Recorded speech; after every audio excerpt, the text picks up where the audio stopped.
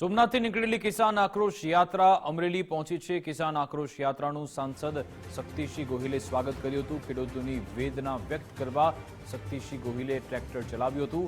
Pratapbhai દુધા, Geniben Thummar, Palbhai Ambaliya tractor પર નીકળ્યા હતા। 50 ઉપરાંત ટ્રેક્ટરો સાથે કોંગ્રેસની કિસાન આક્રોશ યાત્રા નીકળી છે। આ અંગે જાણકારી આપશે સંવાદદાતા ફારૂક કાદરી ફોનલાઈન પર જોડાઈ ગયા છે। ફારૂક, હવે કિસાન આક્રોશ યાત્રા અમરેલીમાં પહોંચી ગઈ છે, ત્યાં કેવી સ્થિતિ, કેવો પ્રતિસાદ ખેડૂતોને મળી રહ્યો છે? જી જણાવ્યું કે અમરેલી જિલ્લાના આંગણે આજે કિસાન આક્રોશ યાત્રા પહોંચી છે ને આ આક્રોશ યાત્રા જે પહોંચી તેનું સ્વાગત સાંસદ શક્તિસિંહ ગોહિલે કર્યું હતું।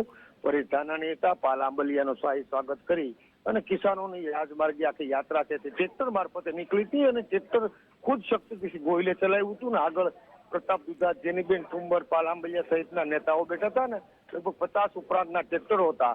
તે તમામ ટ્રેક્ટરો લઈને અમરેલીના રાજકમલ ચોકમાં આવ્યા હતા। રાજકમલ આવ્યા બાદ જે રીતે શક્તિસિંહ ગોહિલે સરકાર સામે પ્રહારો કર્યા હતા અને આખો હાલમાં સમગ્ર કિસાન આક્રોશ યાત્રા સાથે સાવરકુંડલામાં અમરેલી જિલ્લા આખામાં ચાલતી જે યાત્રા છે કિસાન સત્યાગ્રહ, ખેતી બચાવવાની, તેને લઈને આવેદનપત્ર પાઠવ્યું હતું કલેક્ટરને। કલેક્ટર સાથે પણ વાત કરી હતી। ખેડૂતોને યોગ્ય રીતે સહાયનું પેકેજ જાહેર કરે, સાથે દેવા માફી થાય તે તેની મુખ્ય માંગ હતી। જી આભાર તમામ જાણકારી આપવા બદલ।